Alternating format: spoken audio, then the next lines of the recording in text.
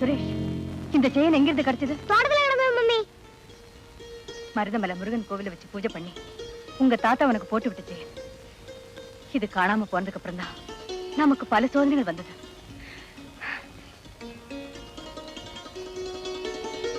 என்னங்க, காணாம போன செயின் கிடைச்சிருச்சு. எங்க கிடைச்சது லட்சுமி? தோட்டத்துல இருந்து சுரேஷ் எடுத்துட்டு வந்தான். என்ன லட்சுமி இது? 3 வருஷத்துக்கு முன்னாடி காணாம போன செயின் இப்ப எப்படி நம்ம தோட்டத்துக்கு வந்தது? டேய் சுரேஷ், தோட்டத்துல யாரா இருந்தாங்க? ரெங்காங்களும் ராஜாங்களும் சண்டை போட்டுக்கிட்டு இருந்தாங்க. Something wrong.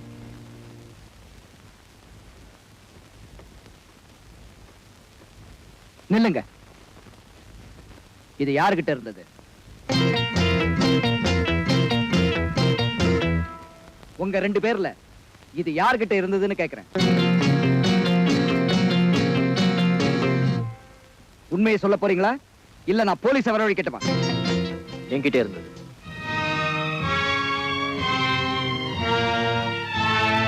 இல்ல, இருக்காது. நீ தப்பா சொல்ற. நான் தான் சொல்றேன், அது என்கிட்ட தான் இருந்தது. உனக்கு எப்படி கிடைச்சது? யாராவது கொடுத்தாங்களா?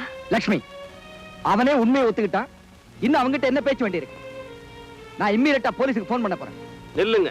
ரங்கா கிட்ட இருந்தது உண்மைதான், ஆனா அதை கொடுத்து வச்சது நான் தான். ராஜு, நீ போய் சொல்ற. உன் ஃப்ரெண்டை காப்பாத்துறதுக்காக பழிய உன் தலையில போட்டுக்கிற. இல்ல, 3 வருஷத்துக்கு முன்னாடி நீங்க குடும்பத்தோட பீச்சுக்கு வந்திருந்தப்ப உங்களுக்கு தெரியாம உங்க குழந்தைகிட்ட இருந்து நகையை திருநது நான் தான். கரெக்ட்.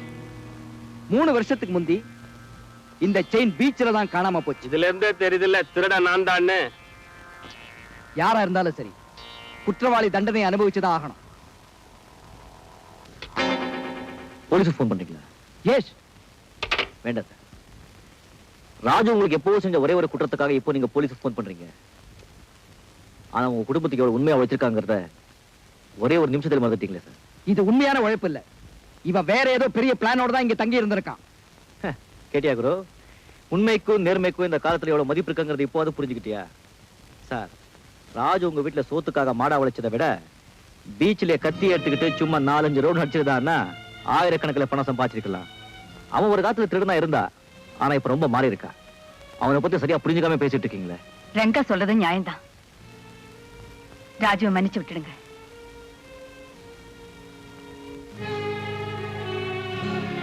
Raju, get out. வீட்டை விட்டு வெளியே போன்னு சொன்னேன்.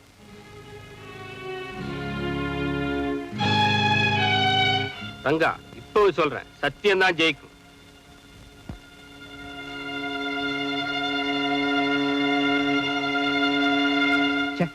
இவனை போய் நல்லவன் நினைச்சேன்.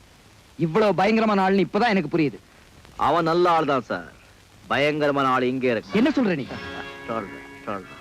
Out out.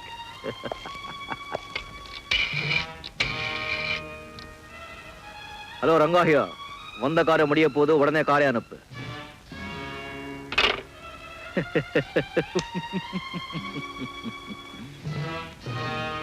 புரியலையா? அவசர ரங்கான் கேள்விப்பட்டிருப்பீங்களா? அது நான் தான். இத்தனை நாளா நான் உங்ககிட்ட காட்ட அன்பு, சிநேகிதம், பாசம் எல்லாமே ஒரு நாடகம்.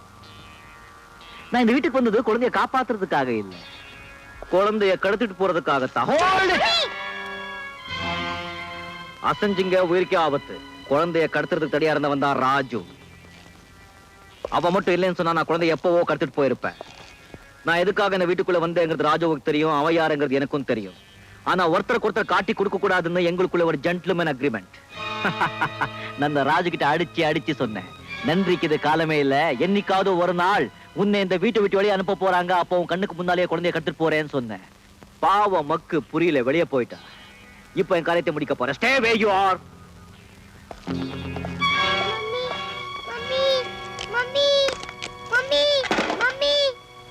குழந்தைய கடத்திட்டு போனது ரங்கா சொல்லி போலீஸ்க்கோ வேற யாருக்காவது தெரிஞ்சது, வாழ்நாள் பூரா உங்க குழந்தைய பார்க்கவே முடியாது. ஓ யூடியூப் ஆரியம் பைசே.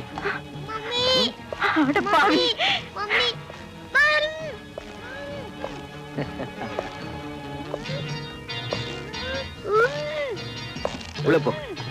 வாங்க.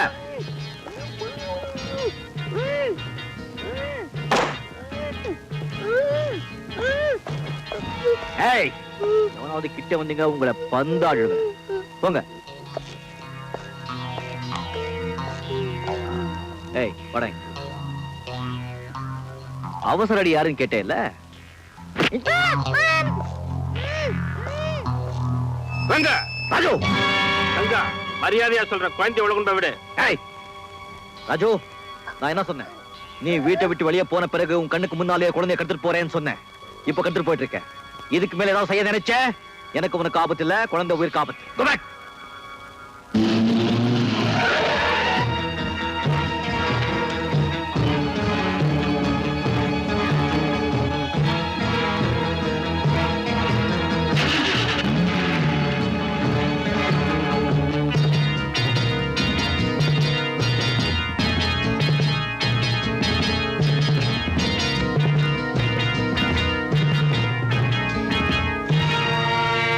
இந்த குழந்தைய கடத்துறதுக்காகத்தான் இத்தனை நாள் அந்த வீட்டுல வேஷம் போட்டுட்டு இருந்தேன். இப்ப வேலை முடிஞ்சு போச்சு, வேஷத்தை கழிச்சிட்டேன்.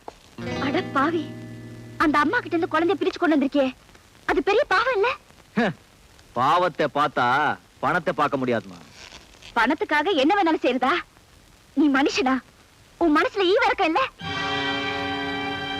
நீ இப்போ இந்த குழந்தை காட்ட இறக்கத்தை 20 வருஷத்துக்கு முன்னால எனக்கு யாராவது காட்டிருந்தாங்கன்னா எங்க அக்காவை பிரிஞ்சு நான் வந்திருக்கவும் மாட்டேன்.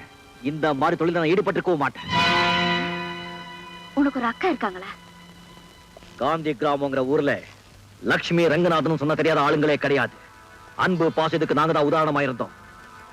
ஒரு பணக்கார பையனோட பொறாமையால நான் திருட்டுப்பள்ளி சுமந்து எங்க அக்காவை பிரிஞ்சு ஆஷ்டமத்துல சேர்க்கப்பட்டேன். படிச்ச பட்ட வாங்கின வேலைக்காக நாயா அலைஞ்சேன். அப்ப கூட நிறமேத்தா வாழணும்னு ஆசைப்பட்டேன். ஆனா ஈவு இறக்கமில்லாத சமூகம் என்ன நல்லவனா வாழ விடல. அப்போதான் என்னுடைய நண்பன் எவ்வளைய மாத்தி விட்டா. இப்ப எதுக்காகவோ யாருக்காகவோ கொள்கையை மாற்ற விரும்பல. இதை நீ விரும்பி புத்திசாலித்தனமா கூட வாழ்ந்தா சரி, இல்ல நான் இஷ்டம்.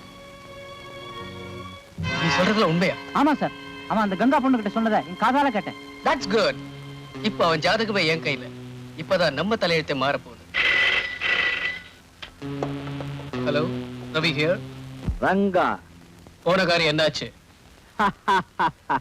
இந்த ரங்கா எடுத்த காரியத்தை முடிக்காம விட மாட்டான். இப்ப குழந்தை என் கையில. அப்புறம் என்ன, குழந்தைய ஒப்படைச்சிட்டு பேசின காசை பேசாம வாங்கிட்டு போக வேண்டியதானே? ஐ அம் சாரிடா கண்ணா. இப்போ அந்த குழந்தைக்கு மார்க்கெட் ரேட்டே வேற. மார்க்கெட் ரேட்டா? ஆமா, அந்த குடும்பத்துக்கு ஏகபோக வாரிசு இந்த குழந்தை மட்டும்தான். அவங்க சொத்து மதிப்பு 50 லட்சம்னா இந்த குழந்தைக்கு என்ன வேலைன்னு நீயே கணக்கு போட்டுக்கோ. நீ என்ன எதிர்பார்க்கிற? உனக்கு கிடைக்கிறதுல 50-50. அதுக்கு மேல கொடுத்தா வேண்டான்னு சொல்ல போறியா? என்ன சொல்ற நீ? உனக்கு ஒரு அக்கா இருந்தாங்களே, ஞாபகம் இருக்கா? உனக்கு திருட்டு பட்டம் கட்டி அவங்களே உன்னை பிரிச்சாங்களே. ஆமா, இதெல்லாம் உனக்கு எப்படி தெரியும்? அது மட்டும் இல்ல, அந்த அக்கா எங்க இருக்காங்கன்னு கூட எனக்கு தெரியும். உனக்கு தெரியணும்னா அந்த குழந்தையோட இங்க வந்து. ரவி, கங்கா, நான் எங்காவை பார்க்க போறேன். எங்க கடிச்சிட்டாங்க.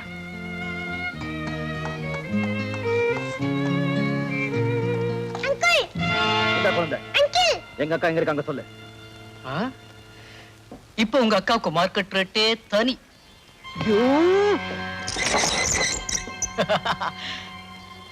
உனக்கு இருக்கிற ஒரே ஒரு சொந்தம் உங்க அக்கா தான். பல வருஷமா நீ பார்க்கணும்னு துடியா துடிச்சுக்கிட்டு இருக்க உங்க அக்காவை அவ்வளவு சுலபமா பாத்திர முடியுமா?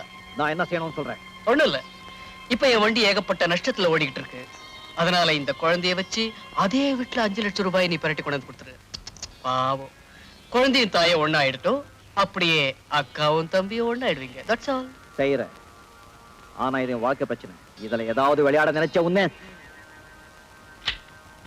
நீ கவலைப்படாதம்மா, எல்லா போலீஸ் ஸ்டேஷன் தகவல் கொடுத்திருக்காங்க. நானும் நம்ம ஆட்களை எல்லாம் விட்டு தேட சொல்லியிருக்கேன்.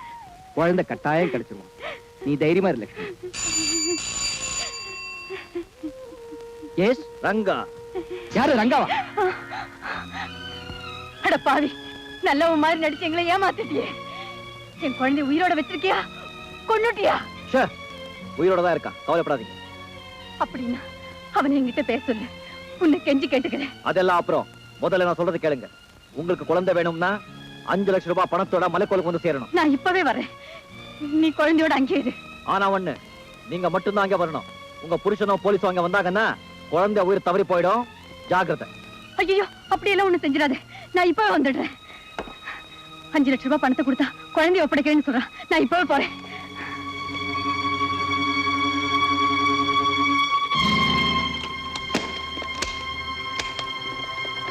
லட்சுமி அவசரப்படாத. யோசிக்கிறதுக்கு இது நேரம் இல்லைங்க. அப்ப நானும் உன் கூட வரேன். கூட யாரும் வரக்கூடாதுன்னு சொல்லியிருக்கா. போலீஸுக்கு போன் பண்ணாதீங்க, அப்புறம் நம்ம பிள்ளைய பார்க்க முடியாது.